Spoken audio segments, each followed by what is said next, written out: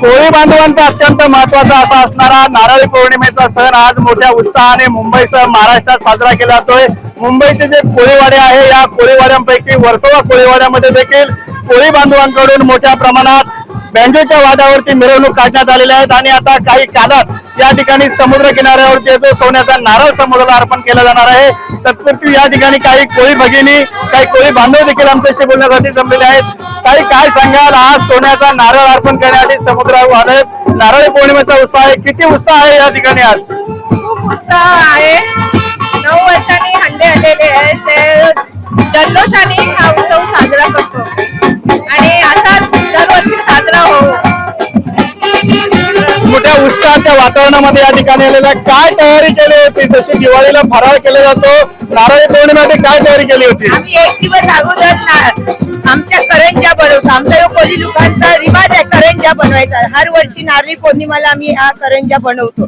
काही लोक दिवाळीच्या बनवतात, आम्ही या नारळी पौर्णिमाला करंज्या बनवतो। आम्ही नारळाचा मान असते म्हणून या नारळाच्याच करंज्या बनवतो आणि हर वर्षीपेक्षा आम्हाला हे आनंदाचाच आमचा योग सण आहे, मोठा उत्सवाचा योग सण आहे आमचा। ते अजूनही काही भगिनी आहेत, ताई काय सांगाल, किती उत्साह, काय नेमकं वाटतं? आज सगळे नटून थटून या ठिकाणी आलेला आहात, कसं पाहताय या सगळ्या गोष्टीकडे? या गोष्टी पाहायला तर खूप छान वाटते, पण या दिवशी जो दिवस येते 9 वर्षांनी एकदा येते, प्रत्येक गल्लीची हंडी येते।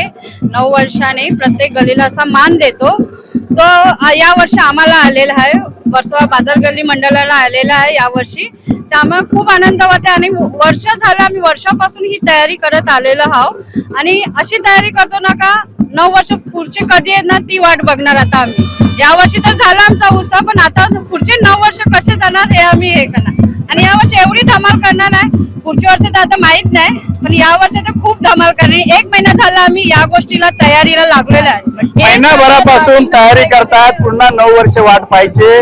आज नारळ सोडणार आहात समुद्रामध्ये, सोन्याचा नारळ अर्पण, काय समुद्राला गारणं घालणार आपण? हेच बोलणार, हर वर्षी सर आम्हाला आमच्या दर्याला शांतता द्या आणि आमची बोटी भरून भरून मच्छीनी येते। नक्कीच काही ज्येष्ठ भगिनी देखील आहेत, आजी देखील आहेत, ताई काय सांगाल, आज समुद्रात नारळ अर्पण करताय, मोठ्या प्रमाणावर कोळी बांधव इथे आलेले आहेत, सरकारकडून काय अपेक्षा आहे नेमकी आपल्याला? आम्हाला काय डिझेल कमी करायचं आणि छठ पूजेचा होते तशी आमची सोय करावी आणि सबसिडी सगळं आमच्या जवळशी काढून घेतलं सरकारने। पहिला आम्हाला सबसिडी होती, सर्व होती, जाली होती, तेला होती, सर्व काढून घेतली, ती आता पुन्हा चालू करावी।